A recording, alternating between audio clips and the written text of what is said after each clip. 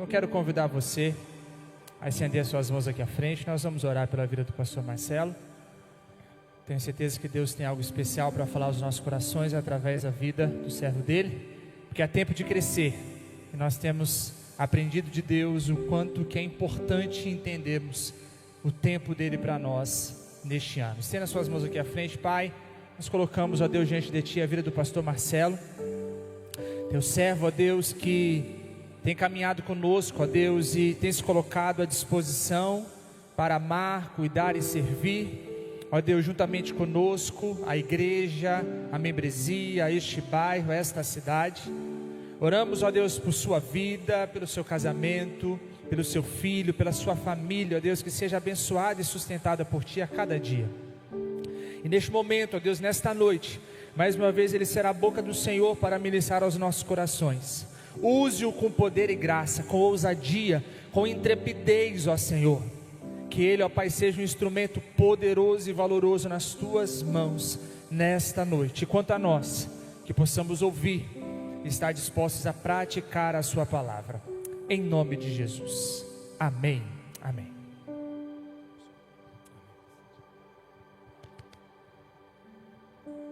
Glórias a Deus. Eu glorifico o nome do Senhor pelo dia de hoje, glorifico a Deus por essa oportunidade.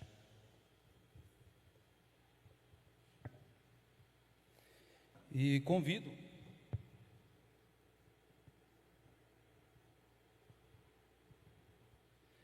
os irmãos a estarem abrindo as suas Bíblias.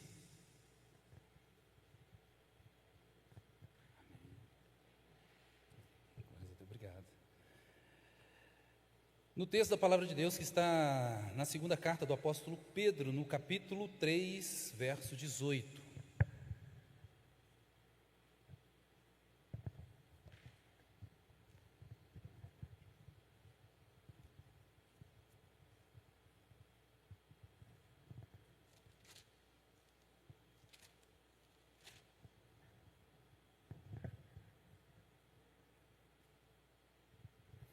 Quem está feliz, diga amém. Quem está feliz, diga aleluia. Quem está feliz, diga glórias a Deus. Capítulo 3, verso 18, segunda carta do apóstolo Pedro. Estarei lendo na versão NVI. Quem encontrou, diga amém. Diz assim a palavra do Senhor: cresçam, porém, na graça e no conhecimento do nosso Senhor e Salvador Jesus Cristo. A Ele seja a glória, agora e para sempre. Amém. Levante suas mãos e diga: Senhor, me ajude a praticar. Abençoe a minha mente, que ela seja transformada pelo poder da Tua palavra. Abençoe os meus ouvidos, porque o crer vem pelo ouvir, e ouvir a Tua palavra. Abençoe o meu coração, para que a Tua palavra encontre um terreno fértil para gerar frutos de justiça para a glória do Teu nome. Amém. Podeis assentar, meus amados. Hoje nós estaremos falando sobre tempo de crescer. Cresçam, porém, na graça e no conhecimento de nosso Senhor e Salvador Jesus Cristo. Crescer é avançar, é romper, é progredir, é perseverar. Muitos de nós, quando não recuam, ficam pelo caminho. Quantos de nós se esqueceram sobre o que é crescimento? Quantos de nós não se preocupam mais em crescer porque já estão satisfeitos com a vida espiritual que levam? Quantos de nós não crescem porque preferem viver uma vida cristã medíocre? Deus não quer filhos medíocres. Deus quer que Deus deseja que nós sejamos filhos cheios, cheios da presença, cheios do poder, cheios da glória de Deus, revestidos da sua glória, revestidos da plenitude do Espírito Santo. São esses os filhos que Deus deseja, porque a medida de Deus é calcada, é sacudida, é transbordante. O que Deus tem para te dar, Ele quer te dar em abundância, pois o nosso Deus não é um Deus de miséria, o nosso Deus é um Deus de abundância, amém? Então não se contente com o que você é, não se contente com o que você tem, busque ser cheio. Deus quer que você seja cheio, cheio, cheio da presença dEle, até transbordar. Deus tem mais para a sua vida, e para Deus não há impossíveis, para Deus não há limite.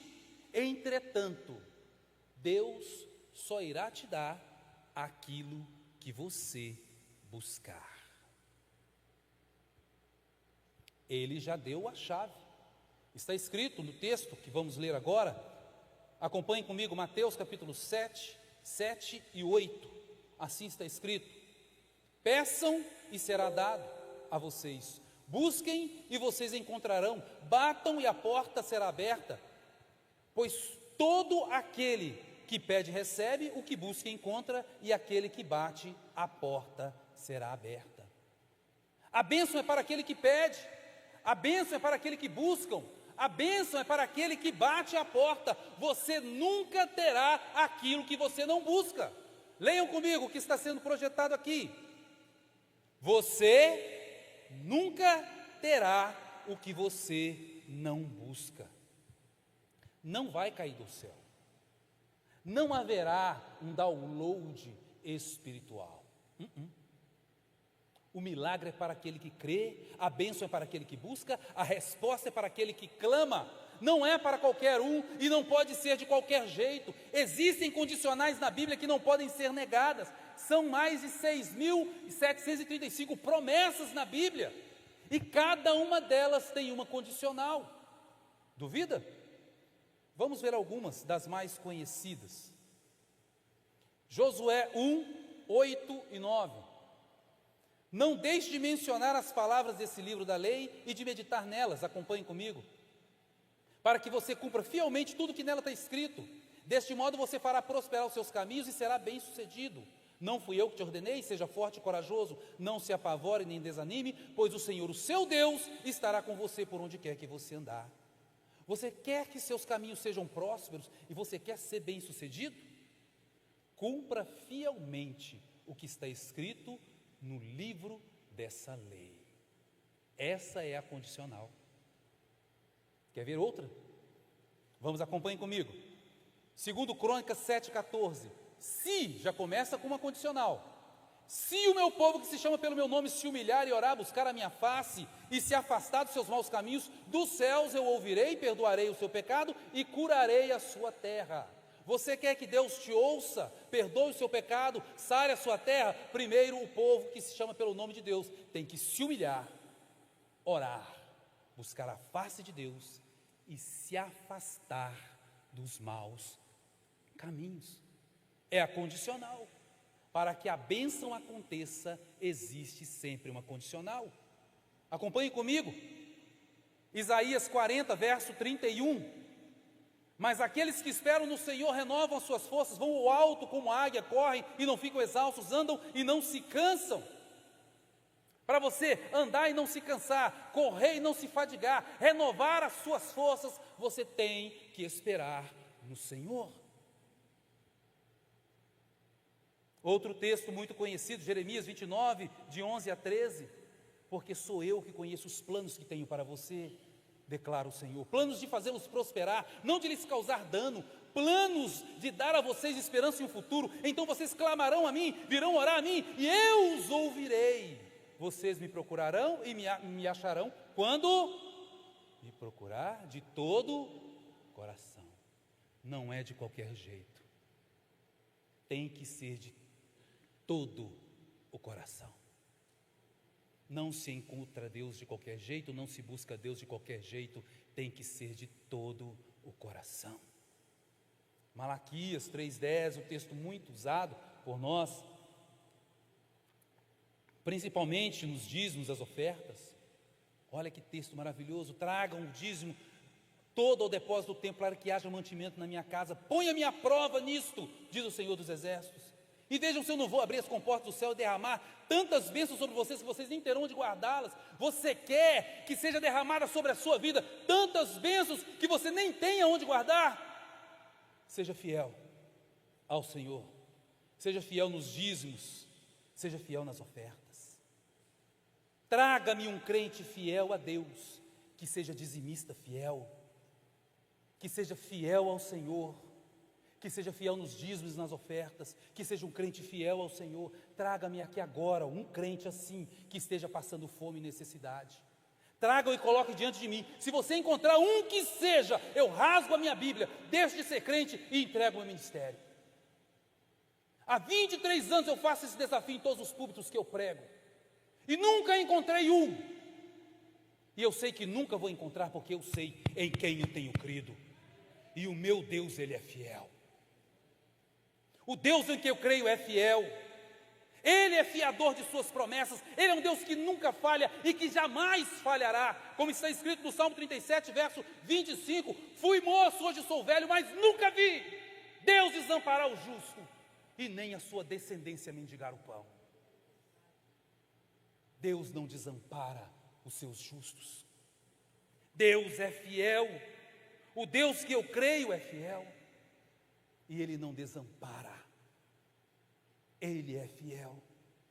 Mais algumas condicionais no Novo Testamento, acompanhem comigo. João no capítulo 1, verso 11 e 12. Ele veio para os que eram seus, mas os seus não o receberam. Contudo, aos que receberam, deu-lhes e creem no seu nome, deu-lhes a autoridade de se tornarem filhos de Deus. Ou seja, só pode se tornar filho de Deus aquele que crê em Cristo, que recebe Cristo como Senhor. A condicional é essa: quer se tornar filho de Deus, tem que receber Ele como Senhor. Não tem outro caminho, não tem outro modo. Romanos, outro texto muito bom, muito lindo, que fala da nossa salvação. Romanos 10, 9 e 10. Se com a tua boca você confessar que Jesus Cristo é o Senhor, e crer no coração que Deus o ressuscitou dos mortos, então você será salvo. Porque com o coração se crê para a justiça, e com a boca se confessa para a salvação. Já começa com uma condicional: se com a tua boca você confessar, se com o coração você crê, aí a salvação. Fora disso não há salvação. 1 Coríntios 2, 9. Todavia, como está escrito: nenhum olho viu, nenhum ouvido ouviu, e nenhum coração nenhum conheceu o que Deus preparou para aqueles que o amam. Você só pode receber aquilo que os olhos não viram, os ouvidos não ouviram, nem chegou à mente de qualquer ser humano. O que Deus preparou, se você amar o Senhor de todo o coração. Não é qualquer um, não é de qualquer jeito. A respeito do perdão, acompanhem comigo 1 João 9. Se confessarmos, já começa com condicional: se confessarmos os nossos pecados, Ele é fiel e justo para nos perdoar os pecados e nos purificar de toda injustiça. Só haverá perdão se houver confissão. 1 João 5,14, preste atenção nesse texto. Essa é a confiança que temos a nos aproximar de Deus: se pedirmos alguma coisa de acordo com a vontade dEle, Ele nos ouve. Olha que interessante, meu irmão, se não for de acordo com a vontade de Deus, Ele nem ouve. Lembrando que uma coisa é ouvir, e outra coisa é conceder. São completamente diferentes. Tudo depende do tempo, da vontade, da soberania de Deus. Lembrando outra coisa importantíssima: Deus nunca vai te dar aquilo que você quer. Deus vai te dar aquilo que você precisa. O que a gente quer sempre é para alimentar as nossas vaidades, já aquilo que nós precisamos é para suprir as nossas necessidades. Deus não vai criar filhos mimados. Deus, Ele prometeu que supriria as nossas necessidades, não que satisfaria as nossas vontades. O que a gente quer é apenas para alimentar as nossas vaidades. Lembra o que está escrito lá em Tiago 4? Vocês pedem e não recebem, porque vocês pedem para quê?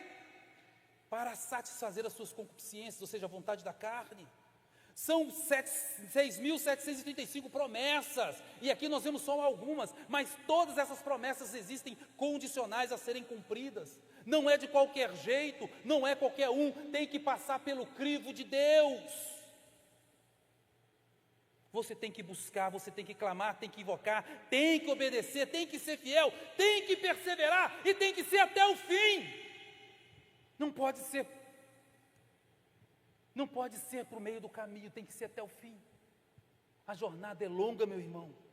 A medalha, a recompensa, o galardão, a coroa da justiça não serão entregues para aqueles que ficam pelo meio do caminho, mas somente para aqueles que perseveram e perseveram até o fim. É para perseverar até o fim, meu irmão. É para quem combate o bom combate. É para quem acaba a carreira. É para quem guarda a fé. É tempo de crescer, meus irmãos. E se você quer crescer, saiba que Deus tem o adubo certo para dar o crescimento que você procura. É tempo de crescer. Mas para crescer nós temos que nos dispor a pagar o preço. Por quê? Você achou que era de graça? Não, não é. Nem a graça de Deus é barata, porque ela custou o sangue precioso de Jesus Cristo na cruz do Calvário. É tempo de crescer, e crescimento exige que façamos por onde, exige empenho, exige dedicação, atitudes espirituais da nossa parte para crescermos na graça e no conhecimento de Deus. Quando então crescemos? A primeira realidade que nós vemos aqui é que nós crescemos quando nós nos arrependemos. Arrependimento, do grego koiné, acompanhe comigo. Metanoia, mudança de mente, mudança do homem interior. Mudança radical da mente, incluindo as faculdades da percepção, compreensão, emoções, juízo e vontade, que o Espírito de Deus opera no homem na experiência da salvação. Arrependimento, mudança de vida. É o que está escrito em 2 Coríntios 5,17. Portanto, se alguém está em Cristo, nova criatura é, as coisas velhas passaram e tudo se fez novo. É o que está escrito em Romanos 12:2. Não vos conformeis com esse mundo, mas transformai-vos pela renovação do vosso entendimento, para que experimenteis qual seja a boa, perfeita e agradável vontade de Deus. Mente transformada. Tudo se fez novo, vida transformada, mente transformada, consciência do pecado, consciência de quem Deus é. Arrependimento é uma mudança de 180 graus. Você toma consciência do caminho errado que está tomando e muda de direção, muda de atitude, muda de vida. Não é possível para uma pessoa que foi verdadeiramente alcançada por Jesus Cristo e teve uma conversão genuína, que permaneça no mesmo caminho. Tem que haver transformação, tem que haver mudança, tem que haver mudança. E a mudança não pode ser qualquer uma, tem que ser uma mudança radical. O pecado na vida do crente não pode ser intencional. O pecado na vida do crente tem que ser um acidente. E quando acontece, ele reconhece que pecou, confessa o seu pecado e o abandona, conforme está escrito na palavra de Deus. Acompanhe comigo Provérbios 28:13. Quem esconde os seus pecados não prospera, mas quem os confessa e abandona encontrará misericórdia. O pecado na vida do cristão autêntico é quase desesperador. Ele prefere perder tudo menos a sua comunhão com Deus, como o rei Davi, quando ele escreveu o Salmo 51. Tende piedade, ó meu Deus, misericórdia. Na imensidão do teu amor purificai-me, do meu pecado todo inteiro me lavai e apagai completamente a minha culpa. Porque eu pequei, eu fiz o que é errado diante dos teus olhos, Senhor. Oh meu Deus, não retires de mim o teu Santo Espírito. Não retires de mim o teu Santo Espírito. A atitude de pecado na vida do crente é quase desesperadora, porque ele não quer perder a comunhão com Deus. E ele assume o seu erro diante de Deus. Não foi culpa de fulano, não foi culpa de Bertrano, a culpa foi minha, Senhor. Me perdoa, meu Deus. Cria em mim um coração puro, renova em mim um espírito reto. Arrependimento, contrição, aflição profunda diante do pecado. Temor de Deus. Tiago 2,19 fala um texto interessante. Creres que existe um só Deus? Fazes bem. Os demônios creem e estremecem.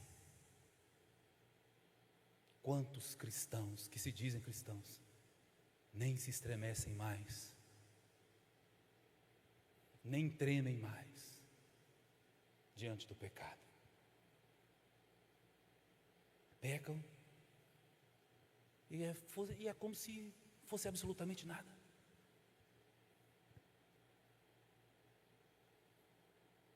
Devemos ter a mesma atitude que teve aquele povo diante do apóstolo Pedro naquele discurso lá em Atos, no capítulo 2. O que faremos, irmãos? O que faremos diante dessa situação que nós nos encontramos? O que faremos diante desse pecado que nós cometemos porque nós crucificamos o Cristo, o Senhor? O que faremos, Senhor? O que faremos? O que faremos, irmãos? Nos ajude a sair dessa situação. Então Pedro respondeu, leiam comigo esse texto. Arrependam-se, cada um de vocês, e sejam batizados em nome de Jesus Cristo para o perdão dos seus pecados, e receberão o dom do Espírito Santo, pois a promessa é para vocês, para os seus filhos e para todos os que estão longe, todos quantos o Senhor Deus chamar. Arrependimento.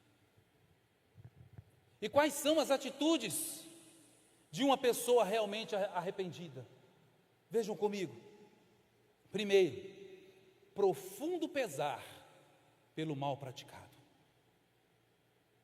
Arrependimento, contrição, aflição profunda diante do pecado.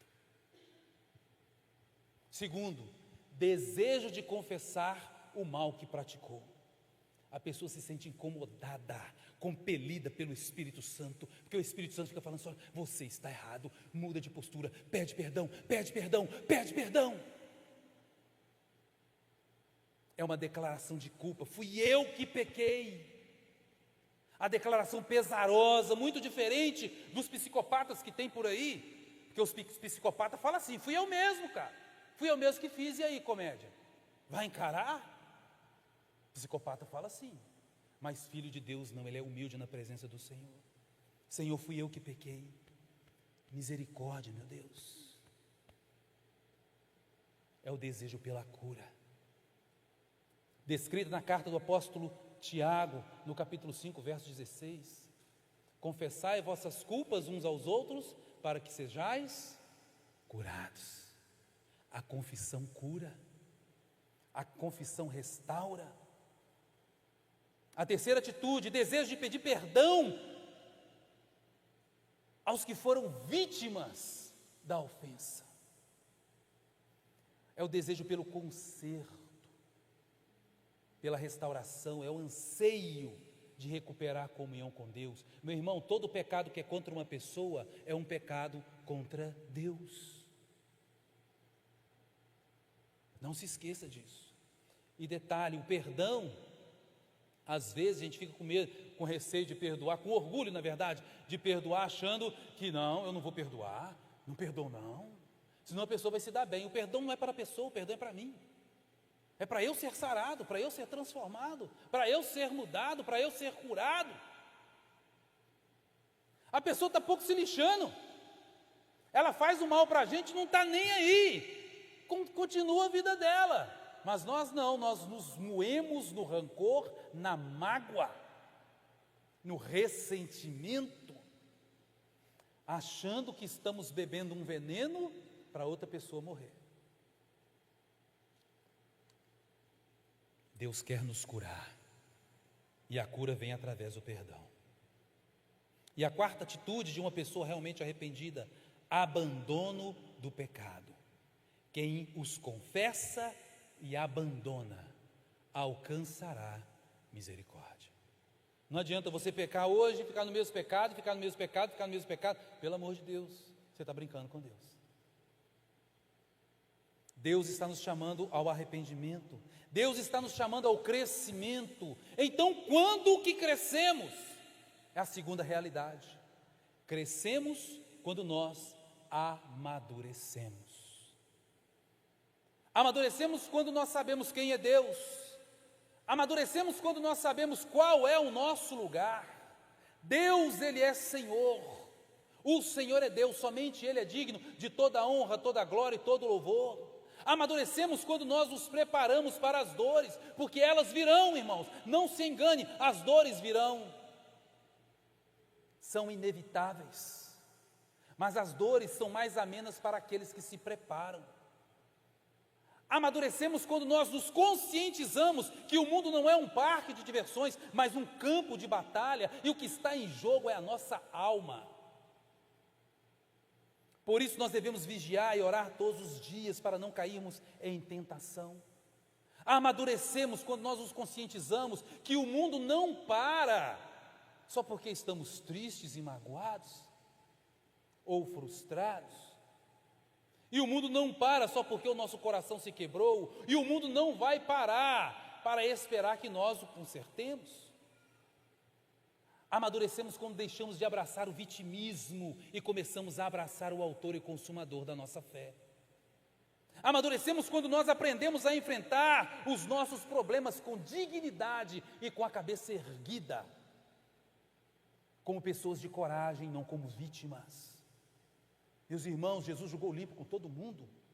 João 16:33, disse-vos essas coisas para que em mim tenhais paz. No mundo tereis aflições, mas tende bom ânimo, eu venci o mundo. Ou seja, eu mostrei como fazer, agora vão e façam a mesma coisa, vá e vença.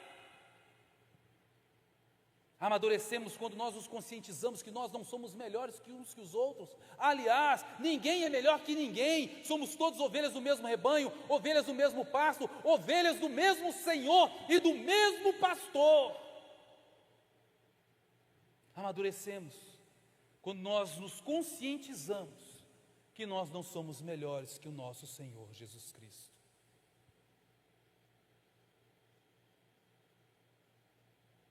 Nós não somos melhores que o nosso Mestre. Pois se Jesus chorou, te prepara, porque você também vai chorar. Se Jesus sofreu, te prepara, porque você também vai sofrer. Se Jesus venceu, te prepara, porque você também vencerá. Porque Cristo Jesus, em Cristo Jesus, nós somos mais, muito mais do que vencedores, por meio daquele que nos amou. Se Jesus conquistou a vitória, nós também conquistaremos. Amadurecemos quando nós estamos prontos para a paz, mas preparados para a guerra. O amadurecimento vem por meio de muita oração, por meio da leitura da palavra, por meio do jejum. Vem por meio do conhecimento das armas com as quais lutamos, conforme está escrito neste texto. Acompanhe comigo, 2 Coríntios, capítulo 10, a partir do verso 4. As armas com as quais lutamos não são deste mundo, mas poderosas em Deus, para destruir fortalezas. Destruímos todos os argumentos e toda altivez que se levanta contra o conhecimento de Deus e levamos cativo todo pensamento para torná-lo obediente a Cristo. As armas da nossa milícia não são carnais, são espirituais. Muitas vezes nós estamos lutando com as armas erradas, sabia? O amadurecimento vem por meio do Espírito Santo. Deus não quer que você apenas tenha o Espírito Santo, Deus quer que você seja cheio do Espírito Santo. Não seja um crente medíocre, seja cheio do Espírito Santo, transborde do Espírito Santo, revista-se do Espírito Santo. Seja cheio de tal forma que quando as pessoas se aproximarem de você, eles possam sentir a presença de Deus. O mundo está carente de pessoas cheias do poder de Deus. Onde estão os filhos de Deus? Aqui você não faz diferença. A luz faz diferença nas trevas.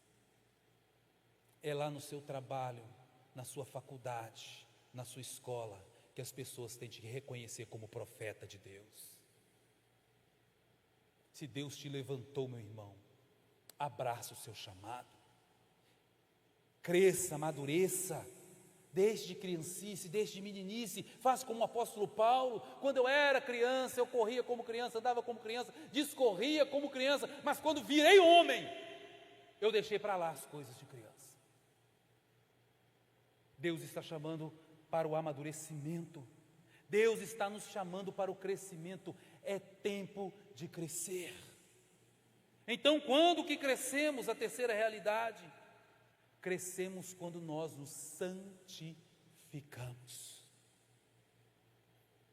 Assim está escrito, acompanhe comigo esse texto, 1 Pedro, no capítulo 1, de 15 a 16.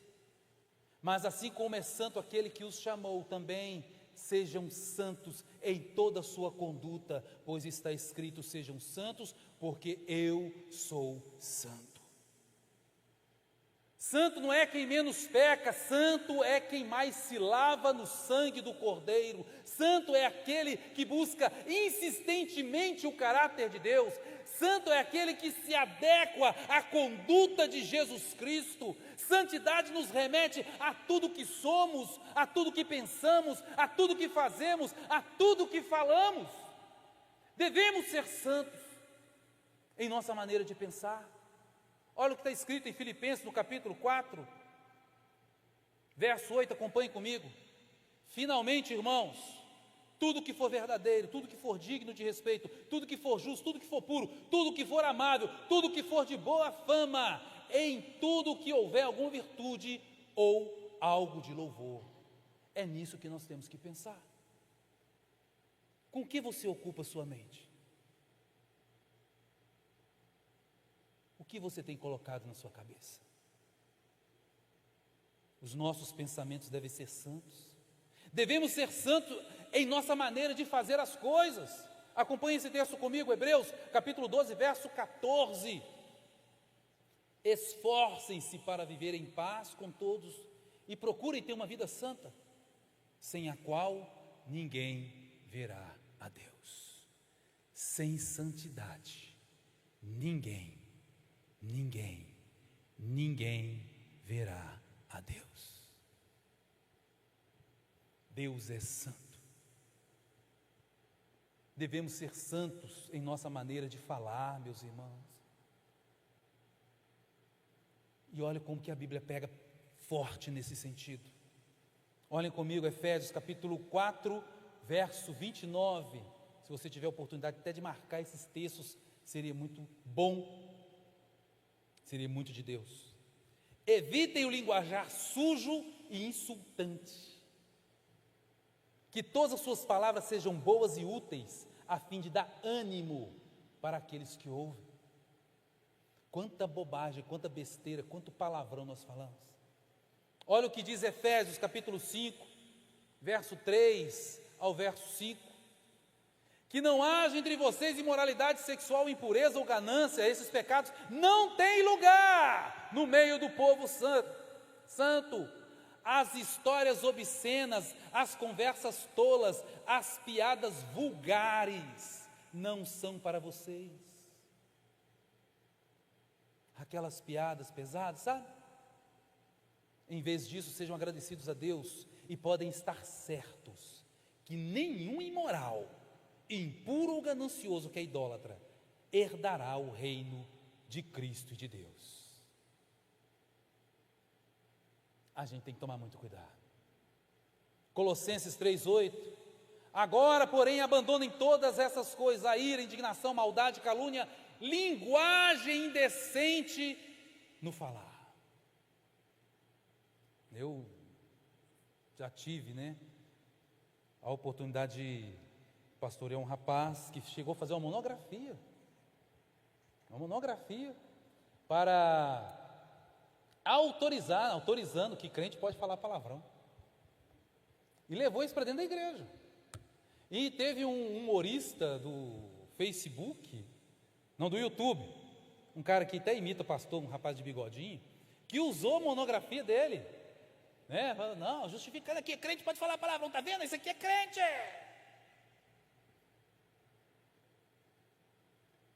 Gente, nós estamos passando por momentos terríveis, onde as pessoas estão saindo, bênçãos de dentro da igreja, estão indo para as faculdades, estão sendo transformadas por ideologias controversas, satânicas, humanas, que estão destroçando a mente de tantos jovens que não têm uma base firme no Evangelho. Isso é Bíblia, irmãos, não é invenção, não é Bíblia. E às vezes a gente quer justificar. Por que a palavra de Deus pega tão pesado a respeito da língua? Porque, como está escrito, de uma mesma fonte não pode sair água doce e amarga. Como que com a mesma boca a boca suja, nós xingamos durante toda a semana toda e depois vemos aqui adorar a Deus no domingo? Você acha que Deus recebe? A resposta é não, Deus é santo. E como Deus é santo, nós temos que portar com santidade e oferecer algo em Deus em santidade. Lembra do que está escrito lá em Isaías, no capítulo 29, verso 13? Esse povo se aproxima de mim com os seus lábios, me honra com os seus lábios, mas o seu coração está longe de mim. Deus deve ser honrado e não vilipendiado nesse altar. Deus deve ser honrado e não vilipendiado neste lugar. De Deus não se zomba, com Deus não se brinca, Deus é santo, santo, santo. Não se brinca com Deus, não se brinca com as coisas que são de Deus. Deus é santo. O que é santo? Acompanhem comigo, do grego koiné. Santo, ágios, separado do uso profano por Deus e para Deus. Sacro, santo, reverendo, digno de adoração ou venerando. Ser santo é ser separado do mundo para Deus. Nós não pertencemos a este mundo, nós somos separados por Deus para vivermos na terra, da mesma glória que nós vamos viver no céu, ou seja, aqui é o ensaio para nós vivermos o ato principal na glória, na eternidade com Deus, de forma santa. Então, meus amados, cuidado com a famosa frase, não tem nada a ver, não tem problema algum. Infelizmente, muitos estão transformando a graça de Deus em desgraça, relativizando o pecado, deixando a entender que por causa da graça, a coisa ficou mais amena, e o caminho para o céu ficou mais fácil. Tolo engano. Você sabia que a graça potencializou o pecado? Antes da graça, o pecado se concretizava no ato do adultério. Depois da graça, você só precisa olhar e desejar. Antes da graça, o pecado se consumava através do homicídio consumado. Depois da graça, basta você olhar para o irmão e dizer Raká, em aramaico, que significa idiota. Já está passivo do fogo do inferno. A graça potencializou o pecado. A graça não é uma autorização para pecar, muito pelo contrário. Esse texto vai ser projetado apenas no endereço, abra sua Bíblia aí em Hebreus, capítulo 10, do verso 26 ao verso 31. Hebreus, capítulo 10, verso 26 a 31. Olha o que está escrito. Porque se nós pecarmos deliberadamente depois de recebermos o conhecimento da verdade, já não resta mais sacrifício pelo pecado, mas apenas uma terrível expectativa de juízo de fogo intenso que consumirá os adversários de Deus. Quem rejeitava a lei de Moisés morria sem misericórdia pelo depoimento de 2 ou 3 testemunhas. Quão mais severo castigo julgam vocês merecer aquele que pisou o Filho de Deus, considerou profano o sangue da aliança pelo qual ele foi santificado e insultou o Espírito da graça? Pois conhecemos aquele que disse: minha é a vingança e eu a retribuirei. E também o Senhor julgará o seu povo. Algo terrível é cair nas mãos do Deus vivo. Você recebeu o conhecimento da palavra e continua pecando deliberadamente. O que você acha que vai acontecer contigo? Não insulte o Espírito da graça de Deus. Deus é bom, mas não é bobo. Deus é justo. Deus é bom e justo, sem qualquer tipo de sombra ou variação. A bondade e a justiça de Deus estão no mesmo patamar. Com Deus não se brinca e com Deus não se zomba, porque todos nós um dia iremos prestar contas de tudo aquilo que fizermos, quer seja bom, quer seja mal. Olha o que está escrito nesse texto da carta de Paulo aos Efésios, no capítulo 4, do verso 15 ao verso 19. Abre esse texto na sua Bíblia, marque esse texto na sua Bíblia. Você já está em Hebreus aqui, é só você voltar um pouquinho, você vai em Filemon, Tito, 2º, 1 Timóteo, 2º e 1 Tessalonicenses, Colossenses, Filipenses, Efésios novamente. Efésios capítulo 4, 15 a 19. Efésios capítulo 4, 15 a 19. Olha o que diz esse texto.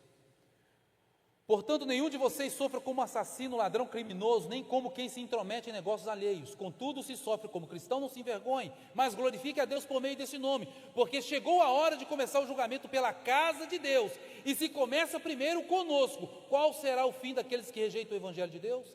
E se ao justo é difícil ser salvo, o que será do ímpio e pecador? Por isso mesmo, aqueles que sofrem de acordo com a vontade de Deus devem confiar a sua própria vida ao seu fiel Criador e praticar o bem. O julgamento começará por nós, irmãos, pela igreja. Você está pronto para esse julgamento? Você já pensou nessa questão? Que um dia você vai estar diante de Deus? Você quer ver uma prévia de como será esse julgamento? Preste atenção no que Jesus disse em Mateus. Acompanhe comigo, capítulo 7, do verso 21 ao verso 23. Olha o que está escrito. Nem todo aquele que me diz Senhor, Senhor, entrará no reino dos céus, mas apenas aquele que faz a vontade do meu Pai que está nos céus. Muitos me dirão naquele dia: Senhor, Senhor, não profetizamos em teu nome não expulsamos demônio, nem não realizamos muitos milagres. Então lhes direi abertamente: nunca os conheci, afaste-se de mim, vocês que praticam a iniquidade. Eu pergunto para vocês, irmãos, você vem incrédulo profetizando em nome de Jesus? Você vem incrédulo expulsando o demônio em nome de Jesus? Você vem incrédulo realizando um milagre em nome de Jesus? Este é um recado de Jesus para a igreja. Veja como se porta. Chame o pecado de pecado. Se a Bíblia chama de pecado, a sua opinião não interessa. É pecado e ponto final. Não existe se, não existe mais, não existe talvez, é pecado. Se a Bíblia condena, faça como está escrito no livro de Provérbios, no capítulo 22, verso 3 e capítulo 27, verso 12. O sábio vê o perigo e foge. Deus não te manda fugir de Satanás. Deus manda você fugir do pecado. O diabo você enfrenta. Resistir, pois, ao diabo e ele fugirá de vós. Agora, do pecado, foge. Foge. Veja como se porta, pois no céu nós teremos surpresa. Muita gente que achamos que vai estar lá, não estará. E muita gente que nós julgávamos que não estaria, estará. Por quê? Conversão autêntica, arrependimento autêntico, santidade. Como disse Deus para o profeta Samuel, nós conhecemos apenas o que é exterior. Deus conhece o coração. Deus conhece o seu coração, meu irmão. Deus nos chamou para ser santo. Tenha o viver santo, tenha a vida santa, tenha atitudes santas, tenha o linguajar santo. Deus nos está chamando para a santidade, Deus está nos chamando para o crescimento. É tempo de crescer. Quando então crescemos? A quarta realidade: crescemos quando buscamos mais intimidade com Deus. Como que está a sua vida espiritual? Como que está o seu tempo com Deus? Como que está a sua vida devocional? Deus nos quer próximos a Ele, Deus quer que nós tenhamos uma comunhão diária com Ele, assim como Ele tinha com Moisés. Você vê isso lá em Êxodo, no capítulo 33, a partir do verso 7, onde Moisés ficava na tenda do encontro, e Deus descia sobre a tenda do encontro para conversar com Moisés, e os dois conversavam como se fossem velhos amigos. Esse é o tipo de comunhão que Deus quer ter com a gente, mas para isso nós temos que nos dispor, nós temos que buscar esse tipo de comunhão todos os dias. Só depende de nós, porque Deus já está com os braços abertos para você, meu irmão. Deus está com os braços abertos para nós. As suas misericórdias não têm fim, elas se renovam a cada manhã, cada manhã, cada manhã. Temos que passar mais tempo com Deus, nós temos que orar mais, temos que ler mais a Bíblia. Nós temos que nos encher mais do Espírito Santo de Deus, da presença de Deus. Meus irmãos, o fim dos tempos está chegando. Jesus está às portas. E como está a sua vida espiritual? Nós estamos vendo, a tecnologia está avançando, o tempo está sendo abreviado, o mundo está rodando de forma mais rápida, o tempo está passando assim, ó, rápido.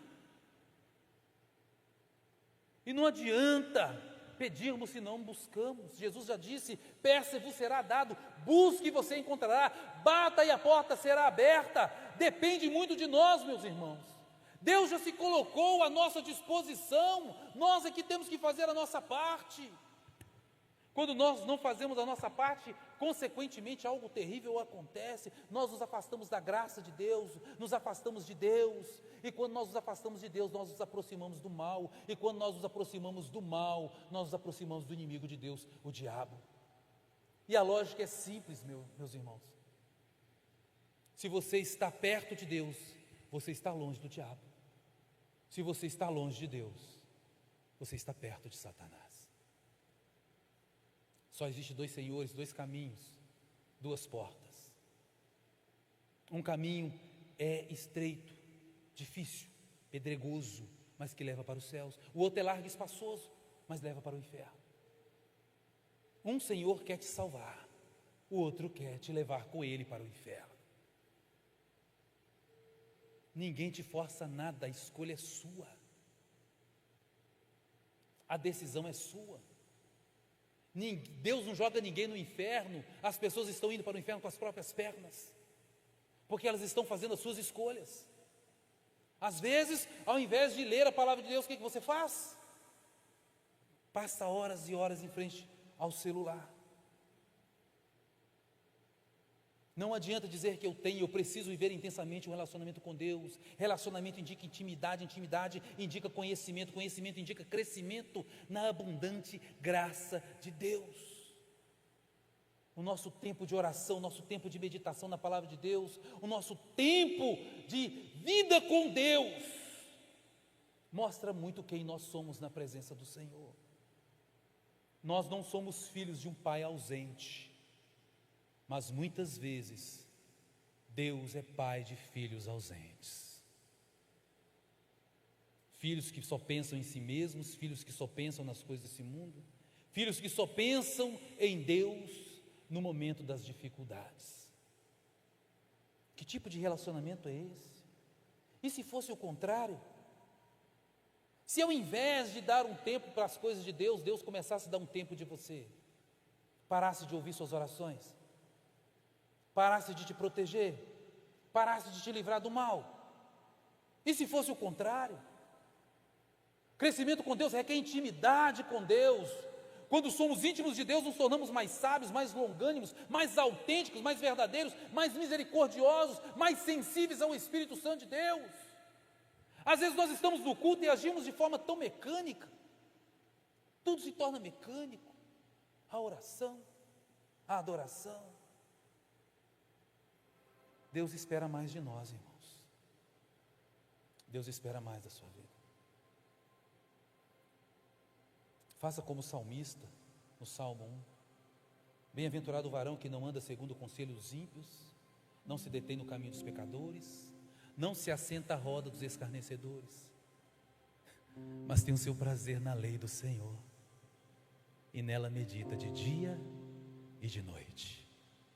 Ele será como a árvore plantada a ribeiro de águas, a qual dá o seu fruto no tempo próprio, cujas folhas não caem, e tudo quanto fizer prosperará. Deus está te chamando para uma busca de intimidade com Ele. Deus está te chamando para um tempo de crescimento. É tempo de crescer. E eu gostaria de concluir com as seguintes perguntas: quando então crescemos? Crescemos quando nos arrependemos? Crescemos quando amadurecemos? Crescemos quando nós nos santificamos? Crescemos quando buscamos mais intimidade com Deus? E para que nós crescemos? Para que crescimento? É para a glória de Deus, porque dele, por ele e para ele são todas as coisas. Amém? Cresçam, porém, na graça e no conhecimento do nosso Senhor e Salvador Jesus Cristo. A Ele seja a glória para sempre. Amém. Eu te convido a ficar de pé. Vamos fazer uma pequena oração. Senhor, nosso Deus, em nome de Jesus, nós consagramos nossas vidas ao Senhor e pedimos: ajuda-nos, ensina-nos a buscar a Tua face, Senhor, a sermos como o Senhor é. Dai-nos, ó Deus, o Teu caráter, dai-nos um coração igual ao Teu.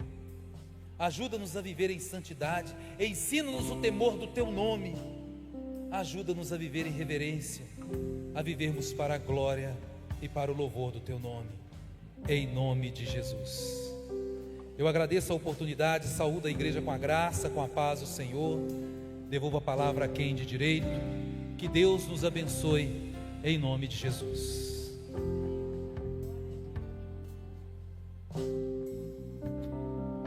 Nós queremos orar por vocês. Queria convidar os pastores que estão aqui, os presbíteros, a ficarem aqui à frente.